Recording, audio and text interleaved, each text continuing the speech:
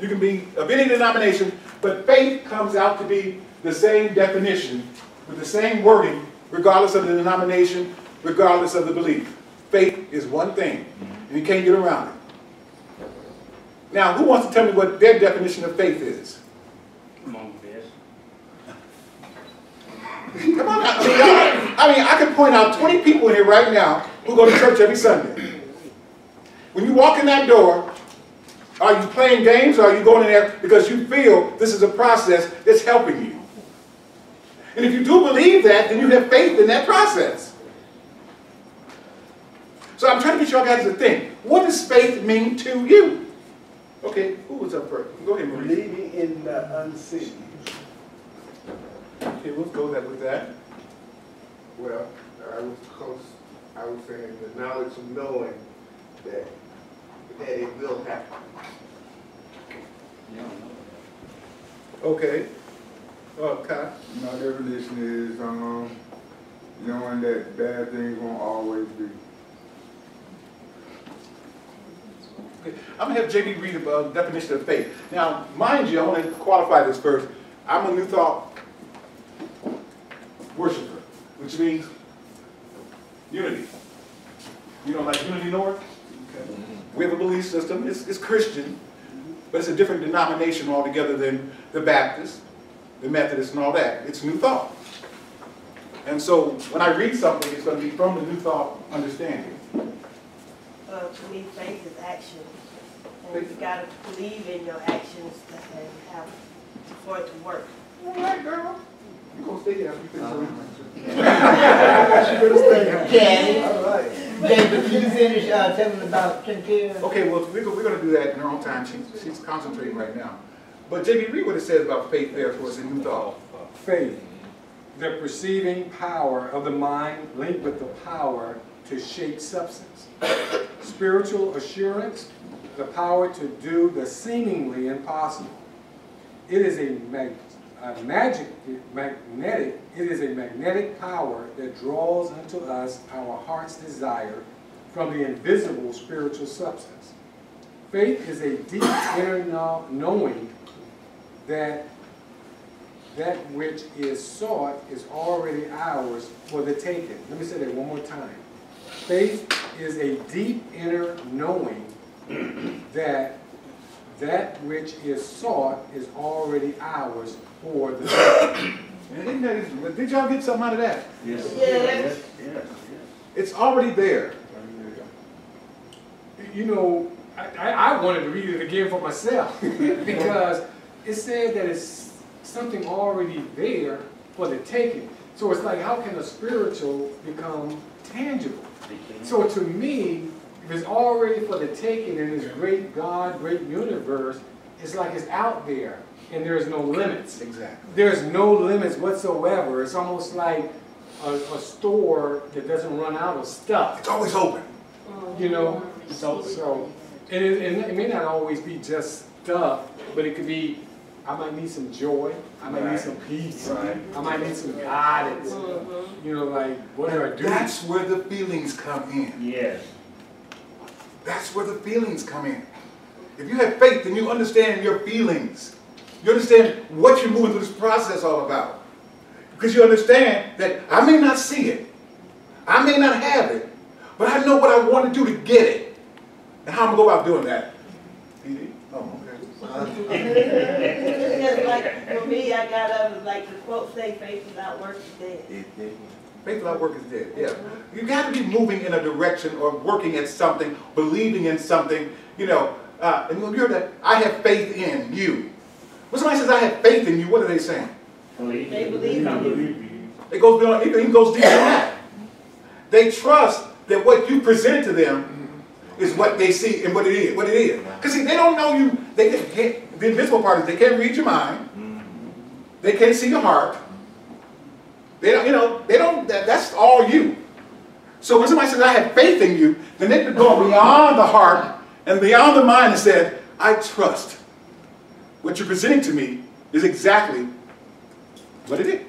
Faith is for me is putting my trust in God, hoping for something that I don't have already, hoping for something that I can't see. Okay. Can you have faith in man? No. You can, yeah, you can. A minimum, To a a certain minimum. extent. What's the difference between God's faith in God and faith in man? God faith never run out, man faith will. Man will deceive you. It sure will.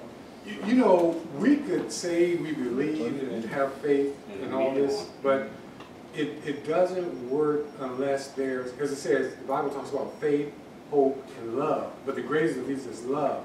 If we put love behind whatever we have faith in, it will most likely happen. Right.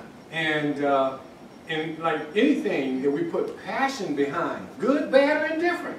If you want a partner, if you want loving, if you want a Big Mac burger or a ride somewhere, if you put a deep passion behind that, you're gonna most likely get it.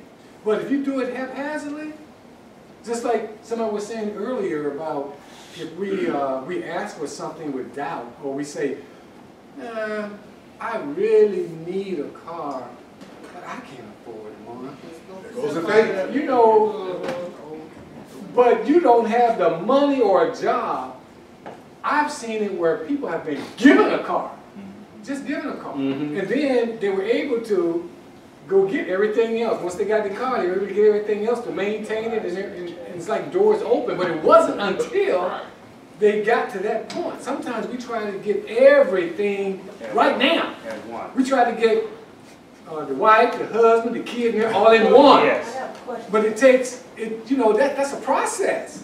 You know, if you bring that to some people, you won't even get a chance to date. Because they, you know, anyway. They're blind. I got a question though. Does that go along with what he said with your wants and your needs?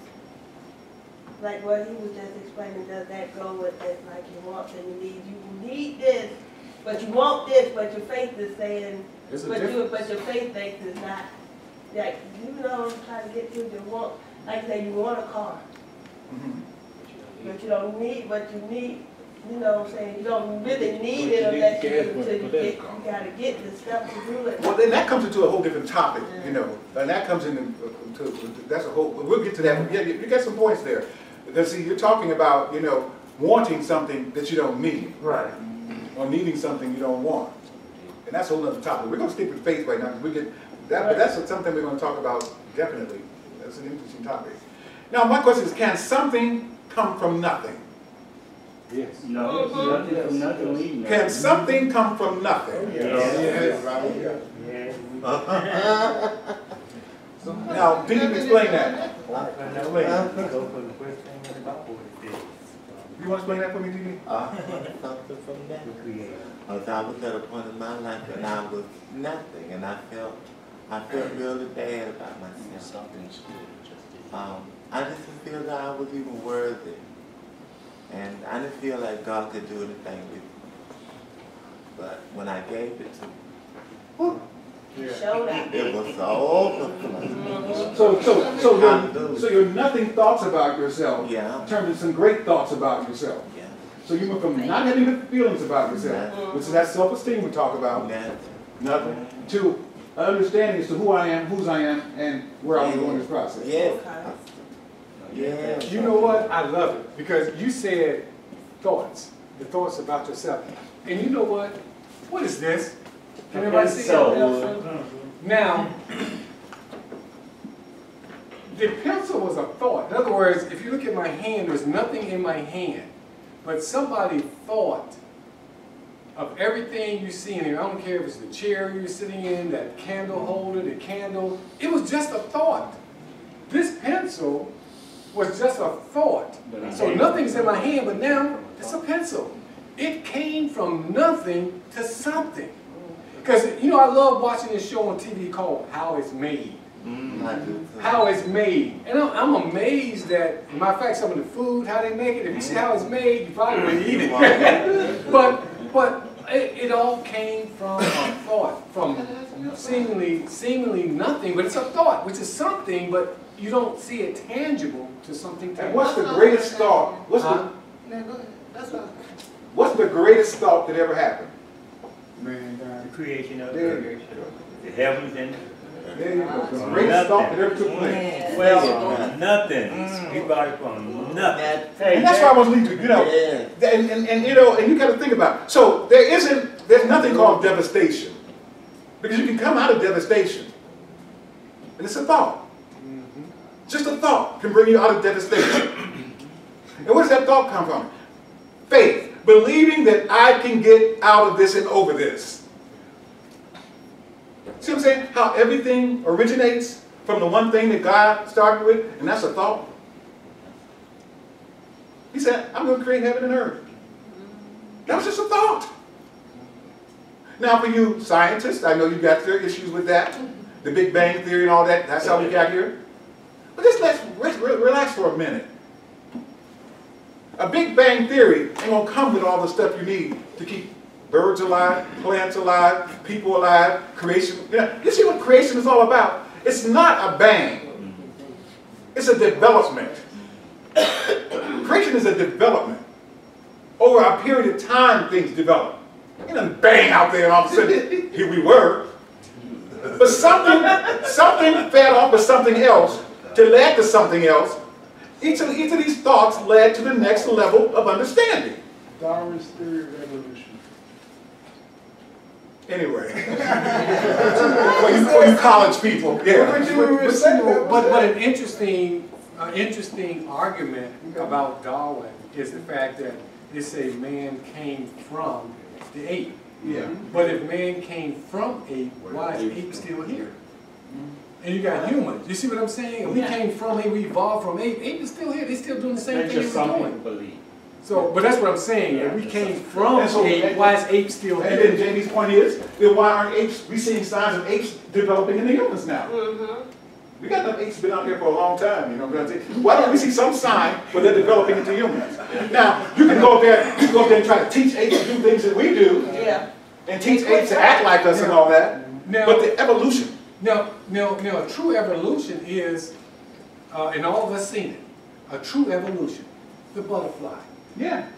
Once that caterpillar becomes a butterfly, it's no more. You see what I'm saying? Does that come out of Big Bang Theory? Could that But you see, we don't come from an ape to a human, but a butterfly comes from a caterpillar to a butterfly. And then more caterpillars are born from that butterfly. But see, we don't keep coming from apes. Right, Yeah. You see what I'm saying? Unless you call your mom and dad an ape, and you probably get slapped. My best is going to take us a little further. Listen to that. My best is going to take us a little deeper into this. Go ahead, Mom. A close analysis shows that faith is the foundation of all that man does. Jesus spoke of a new condition for the upliftment of the race. He called it the kingdom of heaven. He said it must be built upon the foundation typified by Peter, the rock, who represents faith. This is proof that faith is closely related to the enduring, firm, unyielding forms of substance. The development of the faith faculty is a key to spiritual realization. According to your faith, be it done unto you. Wow. Matthew 9:25. Do you have faith?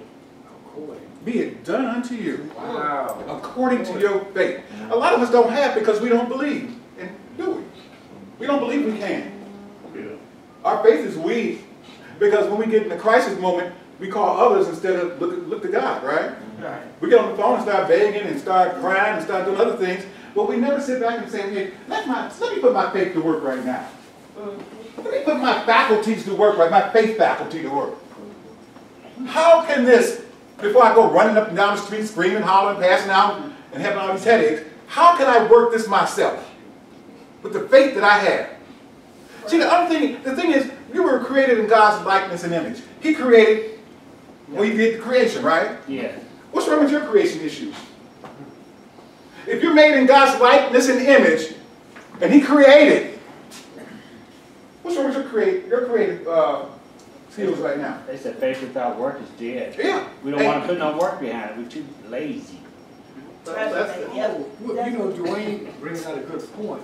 How can we build our faith or exercise our faith? I know how to exercise at the gym, but how do we build our faith?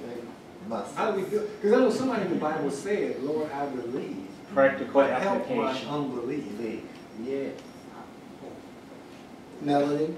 When someone tells you you can't do anything, and that's your intentions of doing what you need to accomplish, you set out to control the situation.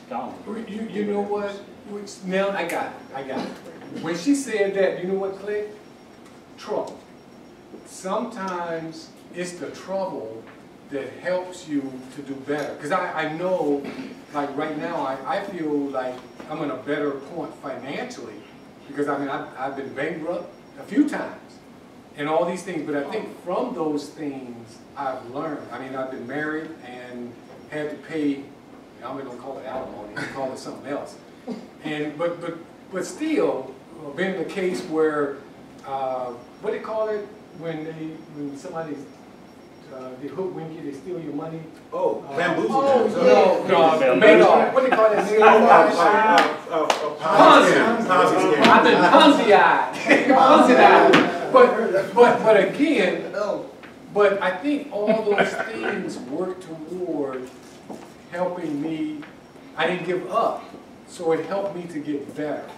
So I'm thinking that sometimes the trouble helps me build my faith. Yes. Well, sometimes we think we in a better situation because we got financial money in the bank, we got a house, we got a car and everything, but we can be spiritual bankrupts. Because where's your faith? And if you're spiritual bankrupt, I mean, what do you have? You don't have nothing. You just have a bunch of material things. You don't have no belief in God. You just have money. You just have cars. You just have all this material stuff, and you're going nowhere. One of the most terrible times in the history of our country for faith was during 1929 stock market crash. The country went into havoc. I mean, you had Great Depression. You had people jumping off buildings, killing themselves. That was a horrible time for the Christian church. People weren't going to church back during the 20s. I mean, they lost all respect for the church. If you ever read church history, you'll feel that was a horrible time in America. That's why right after the stock market crash, you had all these different groups developing around the world and around the country, especially, you know, hate groups, this kind of group, that kind of group, because faith had gone into the bucket. People didn't care about church anymore. You're going to find out that it wasn't until the late 70s, early 80s that black folks started going to churches in large numbers. We had small storefront churches in the neighborhood. Little churches where you go in there, maybe 15, 20, 30 people used to be inside the church. We had no mega churches back in the 70s. You know, if we did, it was one or two. You see what I'm saying? Faith was not the issue now. People wanted material things. They wanted to prosper in their own understanding. And faith had nothing to do with that. So, but we see results of all that too, don't we?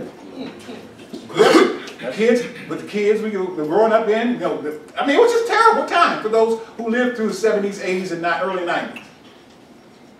Sometimes white folks wouldn't let us be a big church. Well, we're not going to blame any group. We're not going to blame a group because, see, there's an answer to every non-answer. Because you don't have the answer. The answer is still out there. Just because you don't have it don't mean it doesn't exist.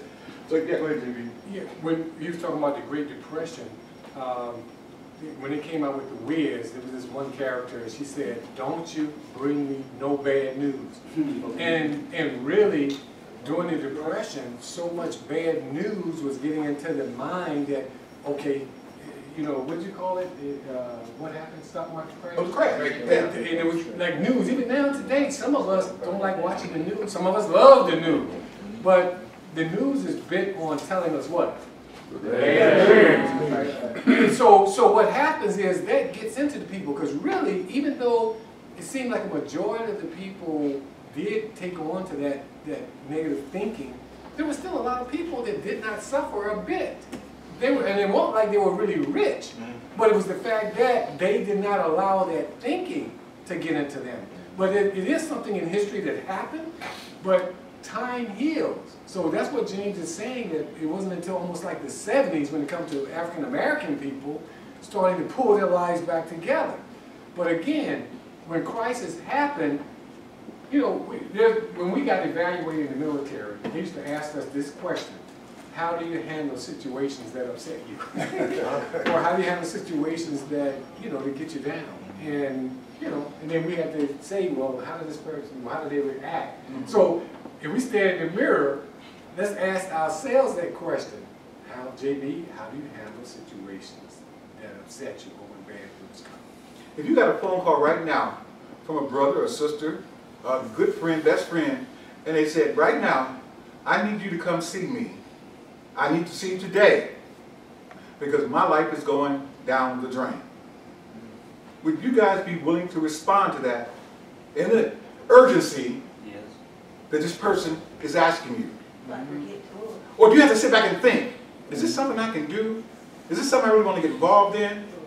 You know, do I have faith in the fact that if I do this, it's going to turn out for the better? Right. Sometimes, and I'm struggling with that. I ain't struggling with that. Let me take that word out because it's not a struggle. I'm listening and dealing with a situation with one of you guys' peers who took themselves on a junket out of town without thinking about returning. So you go someplace 800 miles away. You got to figure out how you're going to get back if you want to come back, right? But the person put faith in the people he was going to see. I don't know about that faith. They were going to get it back. I mean, they did. Now we talk about man's faith and God's faith. Faith in man and faith in God, right? Now, if he had faith in God, then he would have been believing a whole different thing. This is not time for me to take a trip. Yeah. Right. God has not anointed me to the point where I can take these kind of trips. Okay. Friends, man gonna disappoint you every time. I'm gonna tell you that right now. Oh yeah. Man's gonna disappoint you. I don't care what you say. You put your trust in man, watch how fast you get disappointed. But so that's what I want these people. I want this person to learn that you took a junket, a trip, believing that man was going to handle your business for you. And you get there and found out that man ain't no more concerned about you being there or getting back. So, but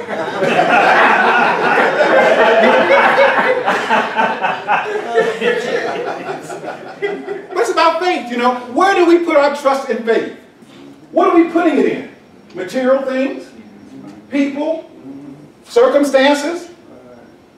You know, when I ain't planning on what I'm going to do with this PhD because I don't know. I may get it and sit back and do whatever. But I'm not saying this grand door will open up and I'm going to walk through it and it's going to be all kind of miracles taking place. We can't do that with man and material.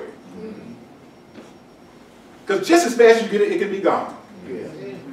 So I want something more substantive. Something that's going to be a rock for me. Michael, read that next passage. Okay. Faith is more than mere belief. It is the very substance of that which is believed.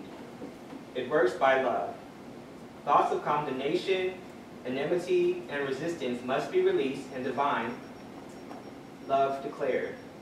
Then faith will work unhindered.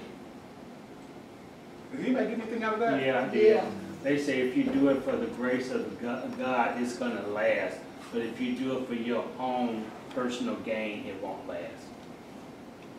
Anybody else get anything out of that? Probably won't happen at all if you do it for your personal gain. That's right. Yeah, that's what I'm saying. It won't last. You got your blessings when you try to do it yourself. Yes, Melody. Faith, when he said, when he say hinder, it means that it can't stop. It's like an arrow. It's not a piece of Wow. Exactly. Powerful. You know what? Just that one word, hindrance. It's like how many times we have felt like something's blocking us. We try to go, we like that Pac-Man. You know, Pac-Man used to hit the wall. You just be until a window opens. You see that window of opportunity, you know, opens and we go through it. Yeah, so you have to sit back and think of all the other options that you have to move that obstacle out of your way. I think I took from it like, you know, it's saying that how important love is in faith, and if you can't release those blockages and things that, you know, that things that kind of like will block your way, your path, then faith will be unhindered. Like faith will be hindered until you are able to do that for yourself. Well, block those things. Well, the most hold on, her hand is up. I'll speak for myself. I had a crisis where I had to live homeless for a few months because of the place I was staying at. I'm pointing fingers at everybody, but including God, and losing my faith. Because I didn't think that he was trying to be there to hold my hand when I needed him. Because I was a recovering addict too. And now living clean and homeless didn't add up for me. I lost everything, the faith and all that. But I didn't give up. Right. The light came on. Then I had to do the footwork and put myself together. Get myself right, because I'm doing everything for everybody and not doing for me. All right. Till I had to get myself in that situation and out of it. I've been in my place now for almost a year. So And do the work. that faith is a big word. It's a strong word, but I never had faith before. I always counted on other people and stuff myself. You gotta do the work. And that's hard for me. Because I'm always like, my mom say, you free-hearted, you're a people person, you do everything for everybody, but what about Cheryl? Yeah, yeah. And faith starts with you. Faith, you don't go borrow somebody else's faith. You don't live by somebody else's faith. You have that has to be strong within you. I mean, seriously, think about it. You know, if we assess ourselves, we are where we are today because the lack of or the encouragement of faith. Amen.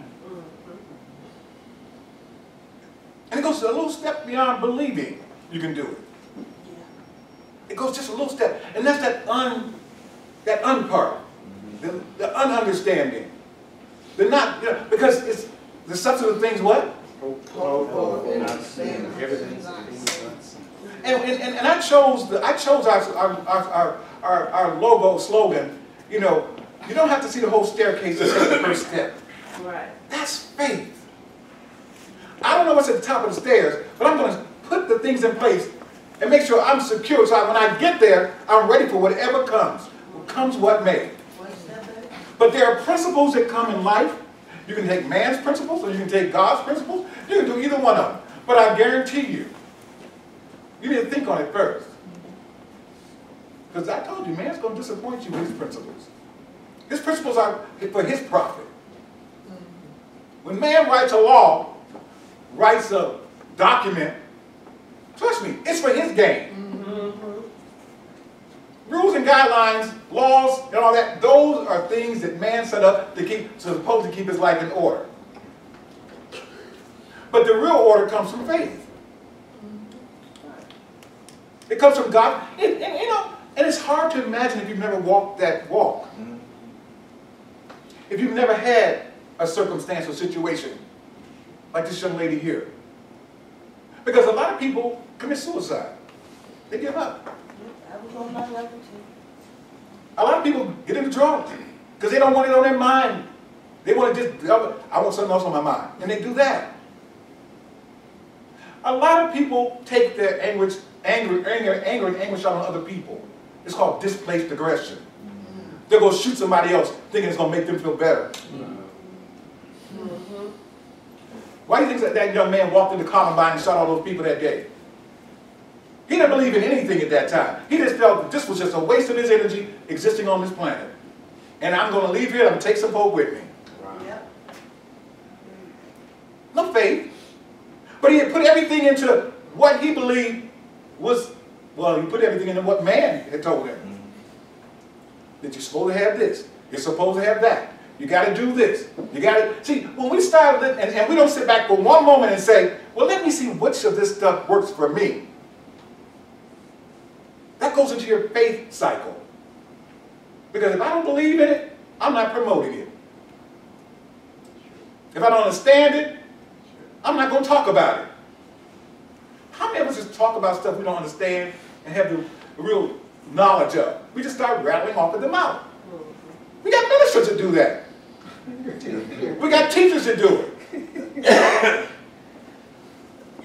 But until you have a discerning understanding about who you are and what you're expecting out of this life, then anybody can bring anything to you. And you'll buy into it because I don't know me well enough to make a decision on my own. Isn't that a horrible thing to say to yourself? I don't know anything about me, so just bring whatever you got.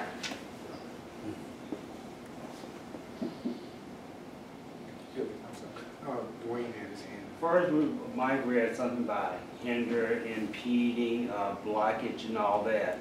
You know, when the moment you do it for the grace of God, those impede, those blockages not there. They already gone already. Yeah, we need to know that. And if we don't have something, and we need something, if somebody else have it, we get it for them. We was talking about faith. You know, I can't exercise my own faith sometimes because it might not be what I need to exercise.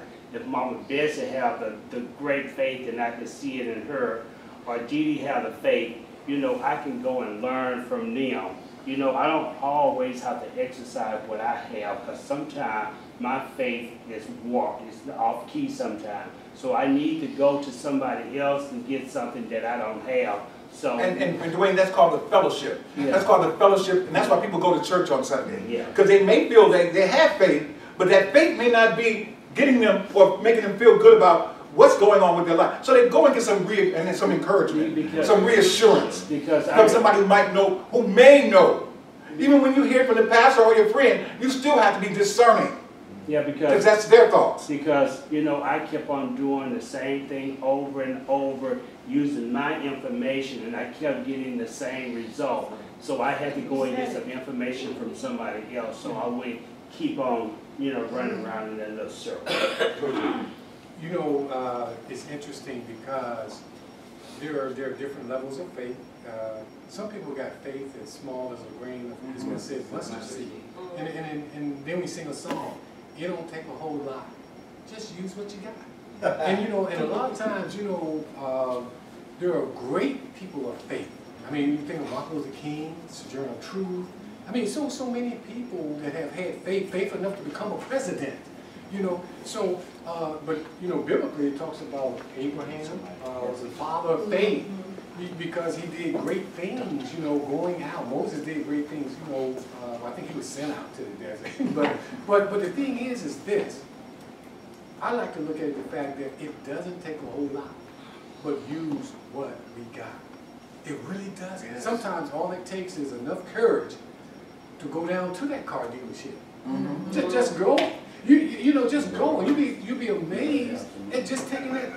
You don't have to see the first step. But just taking that first step toward whatever it is. But sometimes we could get so paralyzed. It's like we can't move.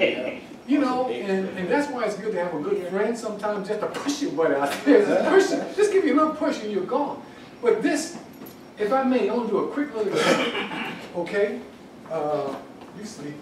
I'm glad I'm sleeping if they had to deal with you. Now, this young man, he has everything I need. Stand right there, stay right there. Keep going. Now you had everything I needed, but it's time for me to move on. Okay? You stay right there. You hold me, because you've been holding me for a long time. Now, you got what I need.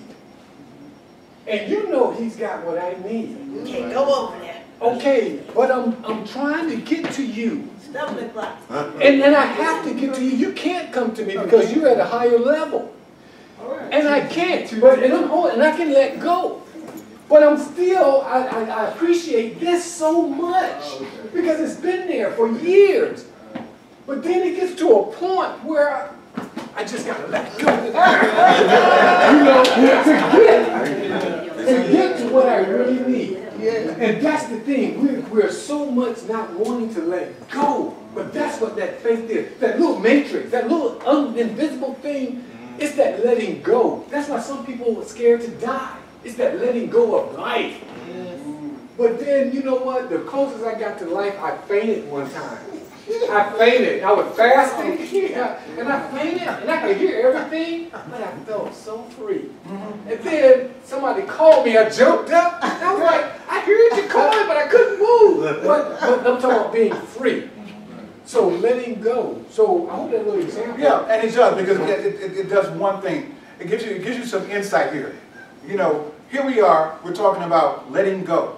You know, once we let go, he just had a breakthrough. You know, I'm sure your churches have breakthrough sessions and all that, you know.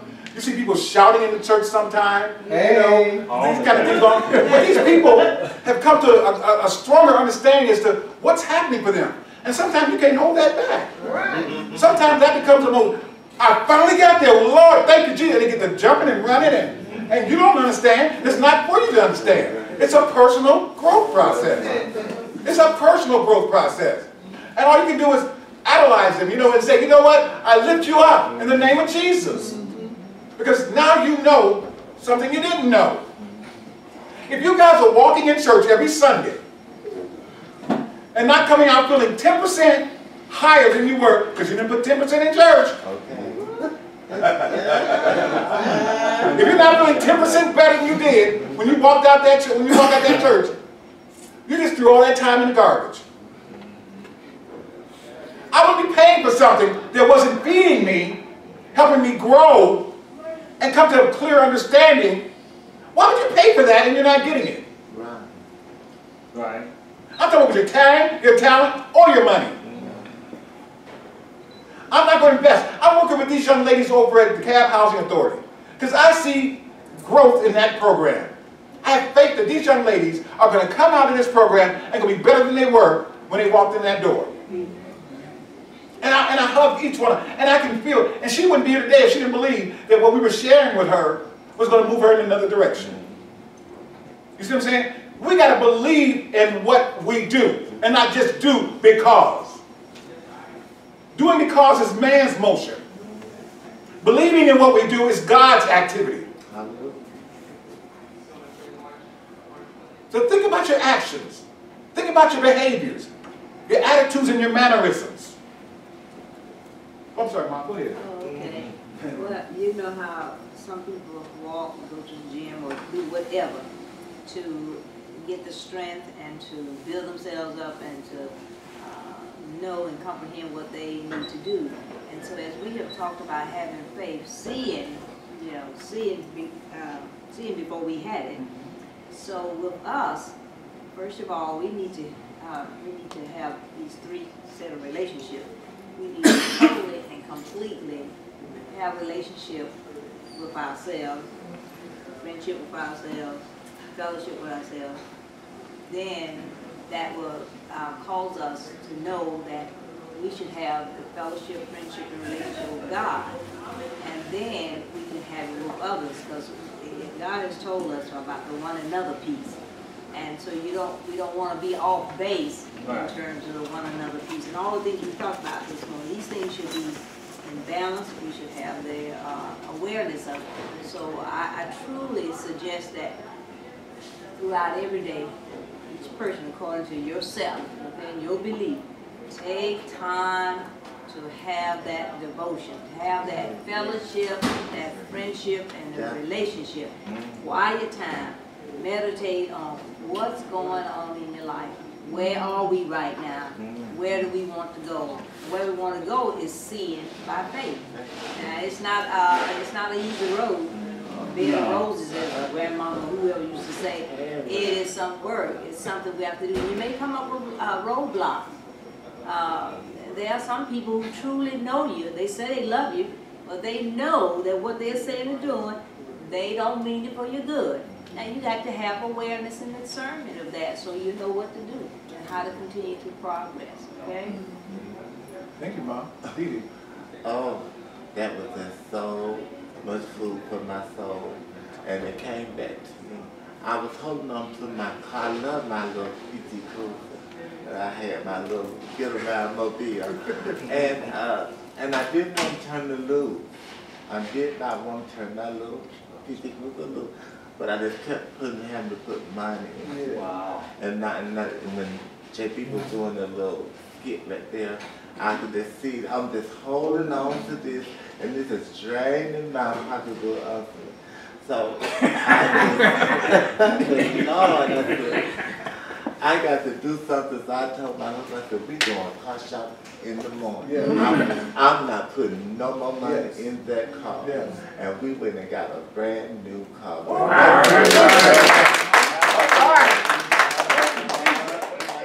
See, now she walked in that car dealership with faith. Yeah. Now she know, you know when you go to a car dealership, you can't go. You know when you can't go. She walked in there with faith, okay? Knowing that I'm coming here, I'm gonna go out with something, okay? And the same thing happened for all of us that way. You know, whatever we want, be it an apartment, be it, you know, some new clothes, be it some food on our table. You know what? If you sit still long enough, your answer's gonna come to you about how to make the next move.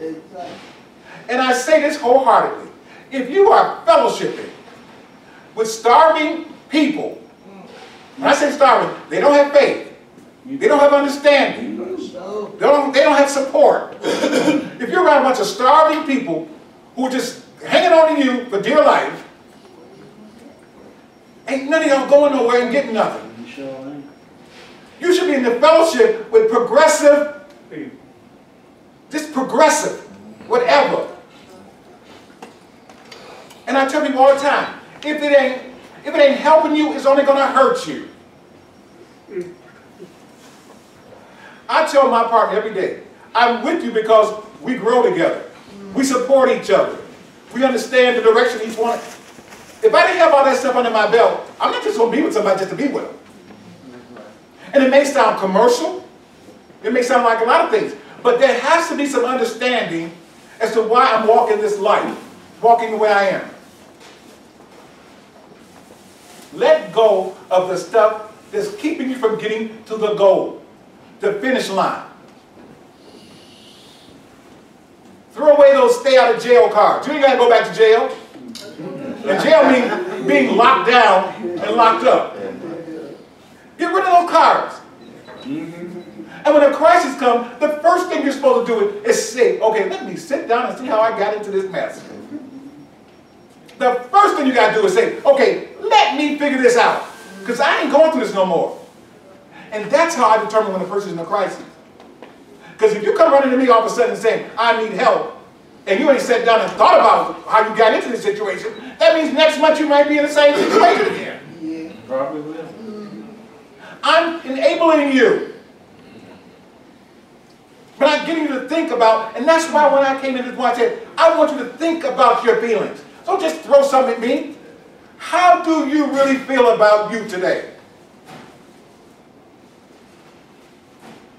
And that gets us to the understanding of where you are in this walk. So the next time you go to church, or the next time you're called on to do something before a group of people, you're not stifled by it because you are full of all the answers and understanding you need to move to the next phase. Ain't nobody getting promoted on no job until they show they can handle what they're dealing with right now. The ones who move up are the ones who graduate. They're moving toward the top of the stairs. They're taking those baby steps. Now I've seen some people who just jump right over the baby steps and jump right to the top. Only to end up falling back down. Okay. Because the steps are there for a purpose. Right. It's to fill in the blanks before I get to the top. Okay. Each step is an understanding. Each step is a learning experience. Each step is the tools I need so when I get to the top, I can operate efficiently. And the worst thing to do is be at the top and don't have no tools because you done jumped all over that trying to get to the top. You ain't gonna stay there. I don't believe in the dog-eat-dog mentality. I don't believe in the crab-in-the-barrel mentality. Oh, the crabs in the back. You know, crabs trying to get to the top so they pull each other down. Yeah. But does the crab who's pulling the other one down have the necessary stuff to stay alive once he gets out of the barrel? Or does he go right into the pot and get cooked? Get cooked.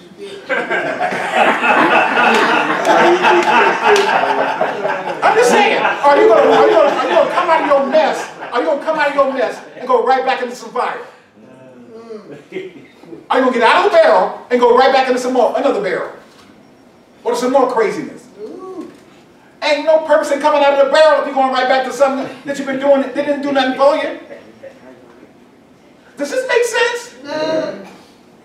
If I got a friend who's always begging, you got to go. No, I got to go. Because for some reason, he doesn't believe in himself strong enough to understand you can do this on your own. Don't you have faith in who you are? Do you know you can get this yourself? When Jesus fed those 5,000 with the 2 loaves of bread, he knew he could do that because he said, you know what? I have faith in the fact that everybody's going to benefit from this.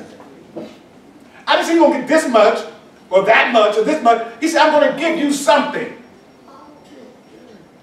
And you think about from here on in how you can do this for yourself and you won't need to be hungry.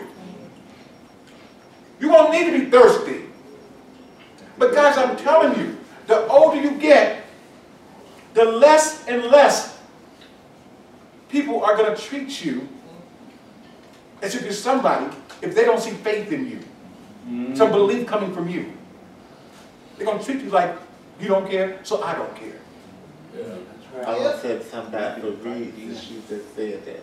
Fareed, I always post on the Facebook what he wants. He had a pretty red motorcycle on there. Blue.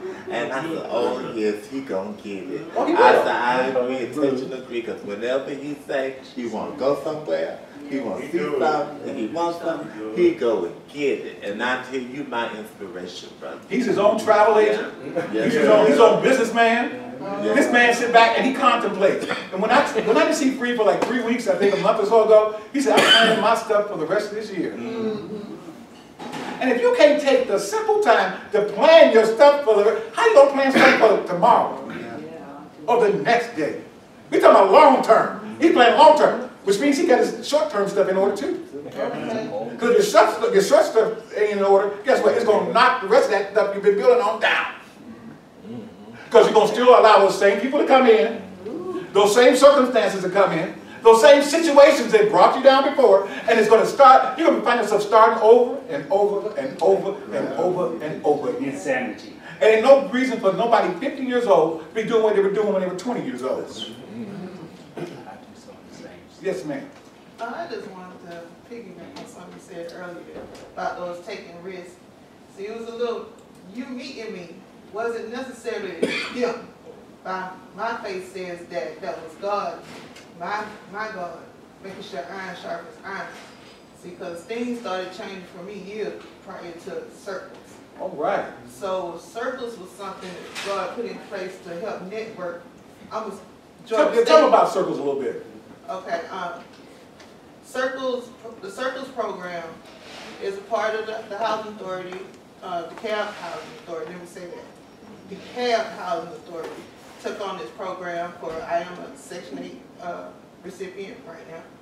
And then they went to help family members become self-sufficient. And a part of this program with Circles is, like what you all are doing right now, some motivational skills, training and things of that nature. But it also puts you in connection with people within the community. That's how we met James and James. And to spread you out. You give you networking opportunities, because the object is to build up one.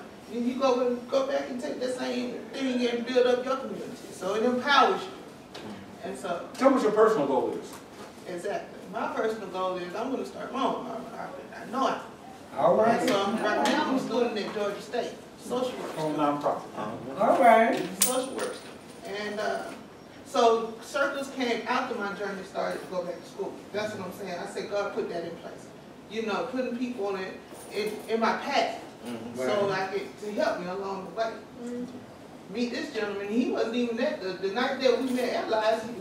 He didn't even know about Circles. It was just something he came along with the other gentleman.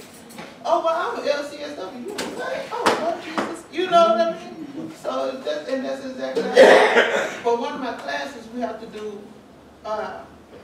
go and assess organizations of our choosing. And I'm like, God, put that right there. I'm going to go and see what common ground. And I'm glad I did. And you know what? And just like she said that, I was at the gym yesterday, and I met one of our old interns, Rashawn. A lot of you might not know him because he only stayed a short period of time because he was in a crunch to graduate. But I looked at him. He got his master's in divinity from ITC. And he said, James, he said, I am out there right now. I'm volunteering at 5 different organizations, and I'm already working on my nonprofit. He said, but prior to coming to Common Ground, he said, I thought it was just something untouchable. He said, I thought it was so far away I couldn't get to it. And he said, now he's got a circle of folk who are helping him develop his his logic model and all the things he needs to get his business started. He said, James, and it's going to start, he said, January 1st, 2017. And that's the taking the steps part we're talking about. Taking the steps you get there. You don't have to see the whole staircase to take the first step. She doesn't know what's going to come out of this, but she's going to put all the things in place to guarantee that if she wants to be a social worker, it's going to happen. It's going to happen. And man can't stop that. Because for every no, there's 2 yeses. It's our job to seek those yeses out. That's where the work comes in with faith. Some of us sit back and get a no and we get depressed. Well, the world's coming to an end. Because one man said no. One door didn't open for me. The lights went out when I was sitting there. You understand what they're talking about? Well, if you prepare yourself, the conversation will be understood. And not only will it be understood, you know what? When I started this doctorate of education thing, I hadn't taught in 20 years. And I know about no tech. When I started, I talked to my advisor today and turned my first paper in. She said, you know what? She said, you sure you haven't been in education? I said, no, this is just common sense of what I've read, what I've seen, and what I've experienced. And you all got that. You've all read something. You've all experienced something. You've all seen stuff. That's your resume for moving to the next level. Put what you saw. Put what you, all that stuff together, and guess what? You got a job description. You got a job description. Because your life experiences are your teacher, and the world is your opportunity. And God says, I created this world, so I know the opportunity's there. But you've got to get out there and pave the road, just like I did. Jesus had to walk before he was crucified, right? Right. Yeah. He went and he spread his word. And all the beatings and all the whippings and even hanging on the cross did not stop him from satisfying or meeting his goal. And that was the salvation of man. Amen. He could have stopped with the first whip. He said, oh, Father, I can't do this. This worldly thing is too much for me. But I have faith in the fact that you told me that if I do this, all will benefit. I'm paraphrasing now. But all will benefit, all mankind will benefit if you do this. Those last 7 words, my God, why hast thou forsaken me?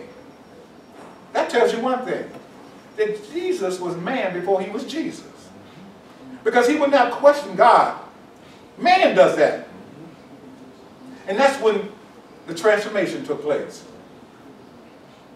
That's when the transformation took place. When he realized that I haven't been forsaken. I've satisfied my Father's work. Finished. I've done my Father's job. Now all will benefit from the work I did. That's what we ought to pay. The benefit. We can laugh and joke about how hot hell is and how cool heaven is. But you got to walk this earth. And I don't want to walk in hell, and I'm doing all the things I can to stay out of that heat. It is a journey to walk. I'm staying out, it can get hot in Atlanta, but hell heat is a little hotter. Hell heat makes you, take not only your clothes off, but when it makes you jump into the closest river you can find. No, I'm just saying, get out of the heat and start feeling cool and relaxed and understanding about what this walk is for you. I don't know who said it, but take some time to just get to know you better and the relationship you have with God. And always remember, if I put my trust in man, I'm going to be disappointed. If you don't know nothing else. On these jobs, you can walk in one day and you have a pink slip on your desk. And you've been doing the best job you could. You didn't impress that about the job, but hey, you got to go, I'm sorry. That's man stuff. But you build your own. Build your own company. I tell teachers all the time when I talk to them, why are you not writing children's books after teaching 15 years? Do you know what a teacher can earn just writing a book? And they got the experience of working with kids. Yeah. Write a book. Stop reading stuff that people weren't even in their field of education, right? That has nothing to do with kids and their development. If you're a chef, develop some food that's going to keep people living longer. If you're a carpenter, build a house that's going to sustain people without them putting all their money into it to stay comfortable in it. Right? Gas and telephone. I'm just saying, all these things that people are coming up with now, these inventions, these creations, are just time-felt things that people put time and energy into. The work that God talked about you had to do in order to have faith. Because faith without work is dead. So build up your own understanding that God has already blessed you with. Build it up. And when you, like I said, if you're not getting 10% out of your church on Sunday, if you're not walking out feeling 10% better, then you stay home. And you figure out why I go into church and I don't feel any different than when I came out. You need to sit back and think about that. Why am I giving this church my energy, my time, and my money, and I'm walking out empty? And I'm trying to make anybody feel guilty about showing up just because they want to socialize. But you understand, if it ain't purposeful, then it ain't meaningful. If you don't have a purpose in my life, it's going in file 13. I ain't going to drag nothing else. And the young man who's up in New York, I love him, and God knows I do. God knows I know, and I ain't going to let nobody challenge me on that. But there's some lessons learned to be learned here for a 30-something-year-old person who make haphazard decisions and thinking he's going to get bailed out. And people got money just sitting there waiting to bail him out. Okay? Okay. So let's be blessed. I guess Courtney had something to say for me. I was just finna, you know what I'm saying, testify to what you said, or whatever, about the, whatever you believe in, and whatever you just take the step and put faith towards it, that it'll come true. Because when I first started my bachelor's degree in social work and criminal justice, it was hard at first, because when I first started, I was like, I came close to giving up like twice or whatever, but you know what I'm saying, then later on, it was something I wanted to do, because I have a passion for, you know what I'm saying, counseling and helping others out. And so I let my passion drive me towards finishing my degree. And so instead of getting one degree, I got a dual degree in social work and criminal justice. All right. We got witnesses all around you. You got witnesses all around you. So this was the first day of our faith. Pastor Paul's coming next week. You know, he's going to give you some good stuff, you know, and we got some great people coming tomorrow. Yes. Pastor Paul be tomorrow. Oh, wow. So we got two powerful folks, one right behind the other, coming with their own flavor.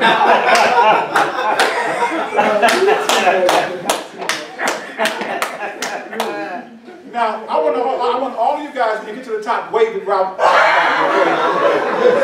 Wave it. See, you can be there too, Robert. See. I mean, don't hate on them. Just say, just start doing what we did. You'll be up here too. Okay. So, I hope I gave you 10% to think about today. Okay. And work on yourselves, guys. I love you guys so much. And like I say, when I go home, I don't expect my partner to understand that. I don't expect my family to understand that. This is a personal thing that God has bestowed upon me to do what I'm doing. And I do it because I want to see those around me develop also and have the things they cherish in their lives, whatever that might be. Okay? Okay. So let's grub. Thank you, guys. All right, James. Thank you.